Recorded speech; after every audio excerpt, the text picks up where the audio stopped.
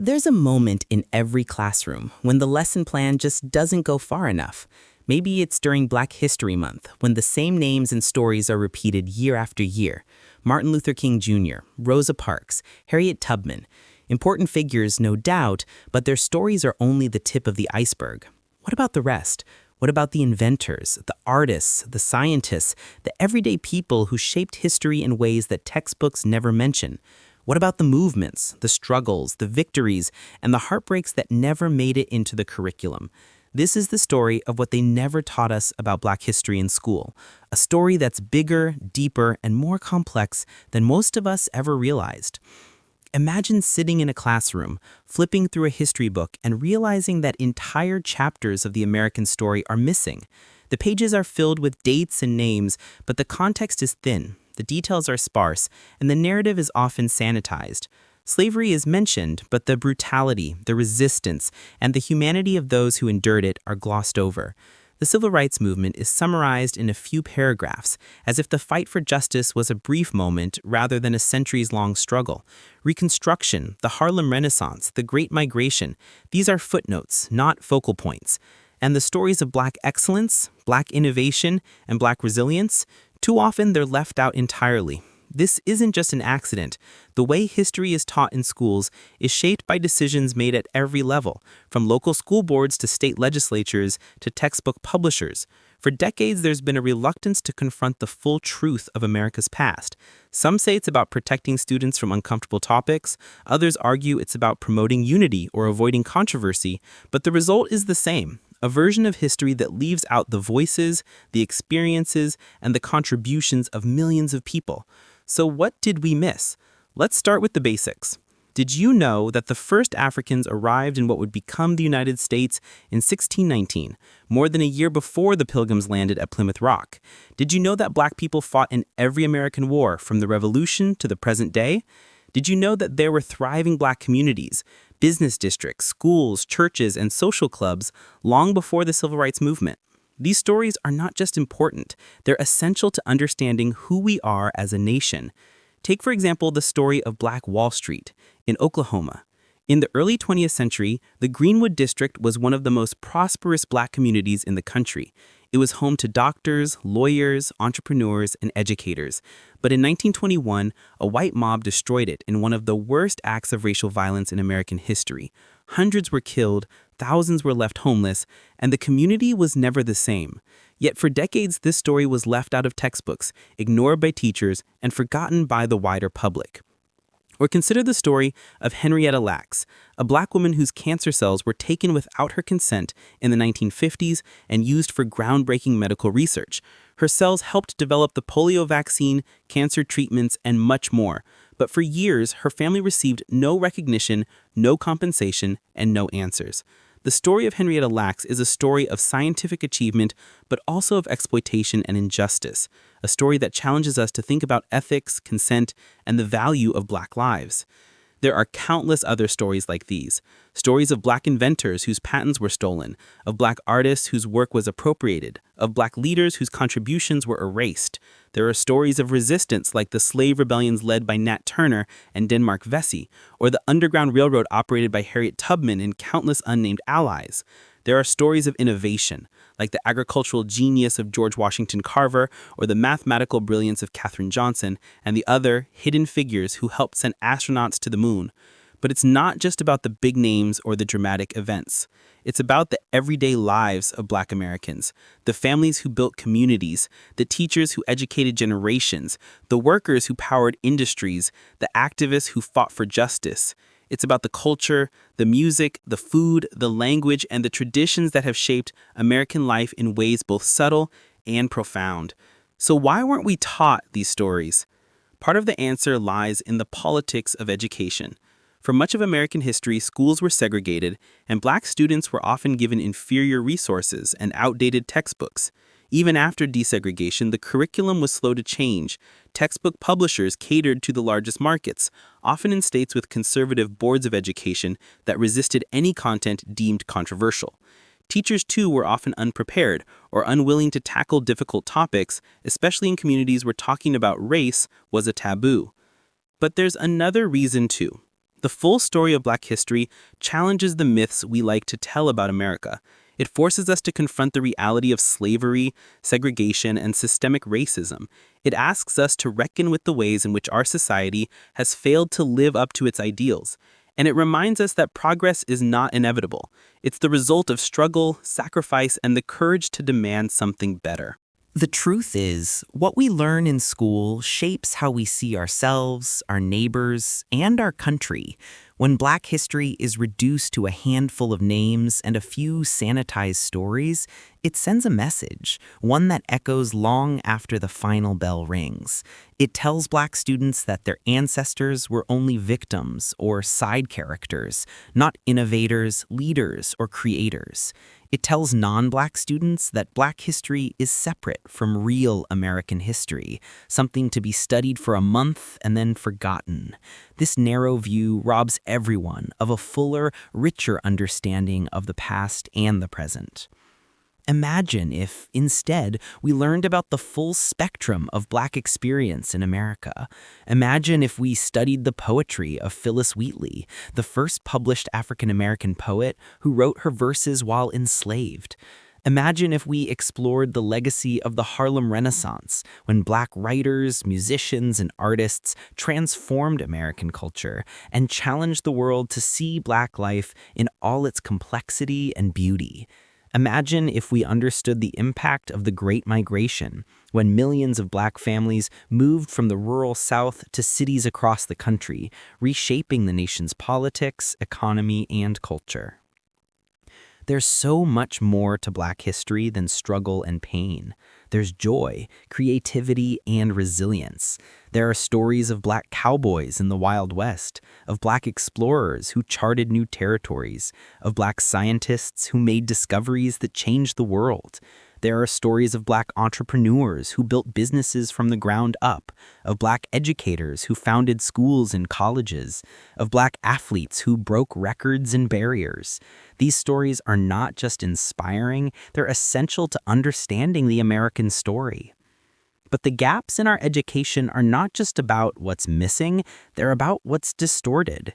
Too often, the stories that are told are filtered through a lens of white supremacy, whether intentionally or not. Black resistance is painted as dangerous or disruptive, rather than courageous and necessary. Black leaders are celebrated only when they are safe or non-threatening, while those who challenge the status quo too forcefully are ignored or vilified. The complexity of Black life is flattened into stereotypes, and the diversity of Black thought and experience is erased. This distortion has real consequences. It shapes public policy, influences the media, and affects how we treat each other in everyday life. When we don't know the full story, it's easier to believe myths and stereotypes. It's easier to accept inequality as just the way things are. It's easier to ignore the ongoing impact of racism and to resist calls for change. But when we know the truth, when we see the full picture, we are better equipped to build a more just and equitable society. Consider the story of Claudette Colvin, a teenager who refused to give up her seat on a segregated bus in Montgomery, Alabama, months before Rosa Parks. Claudette's act of resistance was just as brave, just as important, but her story was largely forgotten because she was young, dark-skinned, and became pregnant out of wedlock. The civil rights movement chose to highlight Rosa Parks, who was seen as a more respectable figure. This choice wasn't just about strategy, it was about respectability politics, about who gets to be a hero and whose stories are told. Or think about the Black Panthers, often portrayed in textbooks as violent radicals. Rarely do we learn about their community programs, free breakfast for children, health clinics, education initiatives that made a real difference in the lives of thousands. The Panthers were targeted by the government not just because of their rhetoric, but because they were effective at building Black power and challenging the status quo. Their story is one of both resistance and community care, but that nuance is often lost. Even the story of Martin Luther King Jr. is often simplified. We hear about his dream, his speeches, his commitment to nonviolence, but we rarely learn about his radical critique of economic inequality, his opposition to the Vietnam War, or the fact that he was deeply unpopular with many Americans at the time of his death. The real King was more complex, more challenging, and more revolutionary than the sanitized version we're taught in school. The same is true for so many others: Fannie Lou Hamer, Bayard Rustin, Ella Baker, Fred Hampton, Ida B. Wells. Their stories are rich, complicated, and essential, but they are too often left out or watered down. When we don't learn about these figures, we miss out on lessons about organizing, leadership, and the power of ordinary people to make extraordinary change. So, what would it look like to teach Black history honestly and fully? It would mean going beyond the basics, beyond the safe and familiar. It would mean grappling with hard truths about slavery, segregation, and ongoing injustice, but also celebrating the triumphs, the creativity, and the resilience that have defined Black life in America. It would mean centering Black voices, listening to Black scholars, and valuing the lived experiences of Black people. It would also mean recognizing that Black history is American history. The two are inseparable. The story of America is the story of Black people, of struggle and survival, of invention and innovation, of hope and heartbreak. To understand one without the other is to miss the point entirely. If we truly want to understand what was never taught about Black history in school, we have to look at the ways Black people have shaped every corner of American life, often in the face of overwhelming odds. The story of Black history is not just a story of oppression. It's a story of agency, of people who refuse to be defined by the limits others tried to place on them. It's a story of invention, of culture, of leadership, and of everyday acts of courage that changed the course of history, even if those acts never made it into a textbook. Think about the world of science and technology. Most of us never learned about Garrett Morgan, who invented the 3-position traffic signal and the gas mask, or Dr. Charles Drew, whose work on blood transfusions and blood banks saved countless lives during World War II and beyond. We weren't taught about Dr. Patricia Bath, the ophthalmologist who invented a device for cataract surgery, or about Mark Dean, who helped develop the personal computer. These are not just Black heroes. They are American innovators whose contributions have touched millions of lives. In the arts, Black creativity has been a driving force behind some of the most influential movements in music, literature, and visual art. Jazz, blues, rock and roll, hip-hop, these genres didn't just emerge from Black communities, they transformed global culture. Writers like James Baldwin, Toni Morrison, and Zora Neale Hurston didn't just tell Black stories, they told human stories, stories that challenged readers to see the world in new ways. Visual artists like Jacob Lawrence, Faith Ringgold, and Jean-Michel Basquiat redefined what art could be, using their work to document history, critique society, and imagine new futures. But these stories are rarely told in full. Too often, Black artists are celebrated only when their work is palatable to mainstream audiences, or when it can be separated from its political context. The radical roots of jazz, the protest at the heart of hip-hop, the social commentary in Black literature, these are often downplayed or ignored. The result is a version of Black history that is safe, sanitized, and stripped of its power. The same is true in sports. We all know the names of Jackie Robinson and Muhammad Ali, but how many of us learned about Althea Gibson, the first Black athlete to win a Grand Slam tennis title, or Wilma Rudolph, who overcame polio to become an Olympic champion? What about the Negro Leagues, where Black baseball players built their own institutions and communities when they were excluded from Major League Baseball? These stories are not just about breaking barriers. They're about building something new, about creating spaces of excellence in a world that tried to shut them out. Black history is also a story of political leadership and activism that goes far beyond the familiar names. We hear about Frederick Douglass and W.E.B. Du Bois, but what about Mary McLeod Bethune, who founded a college and advised presidents? Or Shirley Chisholm, the first Black woman elected to Congress and the first to run for president? What about the countless local leaders, teachers, preachers, organizers who built movements from the ground up, often with little recognition or support?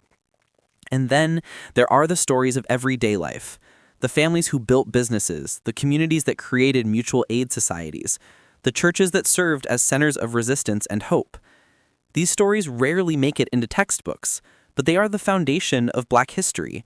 They show us that progress is not just made by famous leaders, but by ordinary people who refuse to give up, who support each other, and who find ways to thrive in the face of adversity. The erasure of these stories is not just a matter of oversight, it's a form of control. When we don't learn about the full range of Black experience, we are left with a distorted view of the past and a limited sense of what is possible in the present. We are taught to see Black people as exceptions rather than as central to the American story.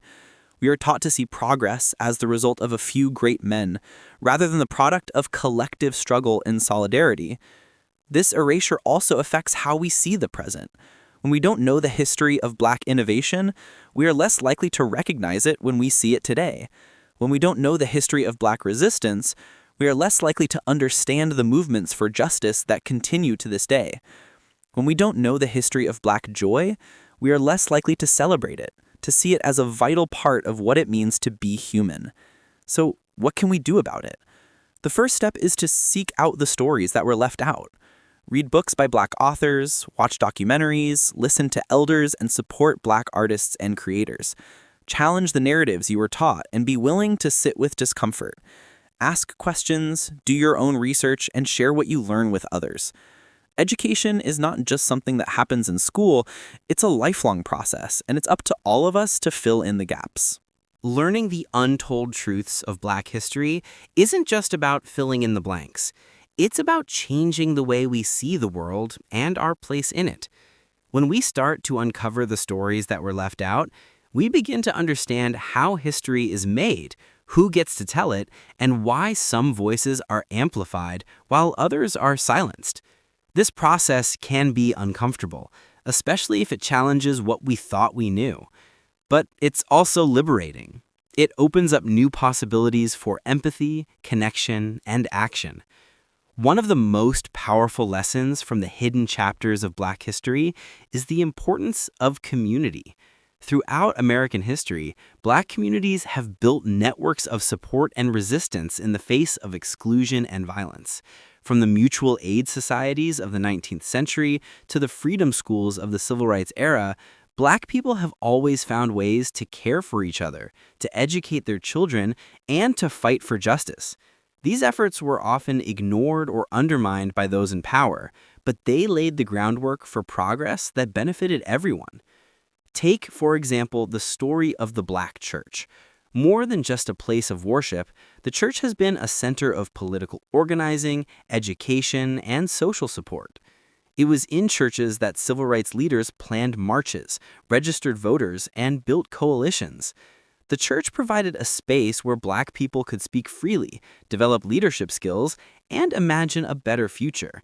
This tradition of community organizing continues today in churches, mosques, community centers, and online spaces where Black voices are nurtured and amplified. Another lesson is the power of self-determination. When Black people were excluded from mainstream institutions, they built their own. Historically Black colleges and universities, HBCUs, were founded to provide education when other schools would not admit Black students. Black-owned newspapers, banks, insurance companies, and businesses flourished in the face of segregation and discrimination. These institutions were not just responses to exclusion, they were acts of vision and creativity, spaces where Black excellence could thrive on its own terms. But these stories are rarely told in school. Instead, we're often taught that progress comes only when Black people are finally allowed into white institutions, as if the only measure of success is acceptance by the mainstream. This narrative erases the achievements of those who built something new, who refused to wait for permission, and who created spaces of dignity and pride in the face of adversity. The untold truth is that Black history is a story of agency, not just victimhood. It's a story of people who made choices, who took risks, who dreamed big and acted boldly. It's a story of resistance, but also of joy, love, and celebration. It's a story of families who held together, of artists who created beauty, of activists who changed laws, and of everyday people who made a way out of no way. This perspective changes how we understand the present, too. When we see Black communities as sites of creativity and resilience, rather than just as problems to be solved, we opened up new possibilities for solidarity and change. We start to see that the struggles for justice, equality, and dignity aren't just about righting past wrongs. They're about building a future where everyone can thrive. It also helps us understand the ongoing challenges. The legacies of slavery, segregation, and systemic racism are not just historical facts. They are living realities that shape our world today.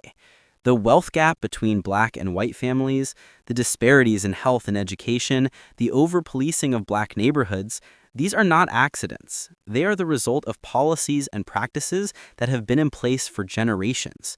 Understanding this history is essential if we want to create real change. But history is not destiny.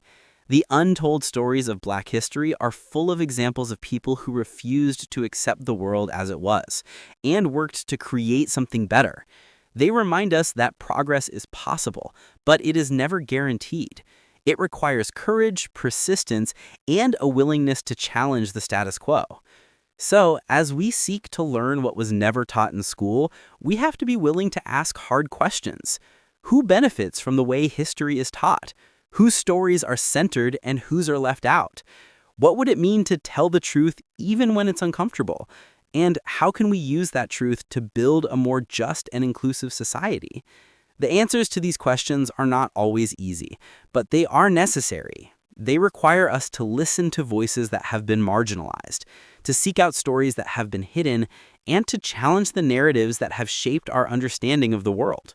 They require us to see Black history not as a separate subject, but as an essential part of the American story, a story that belongs to all of us.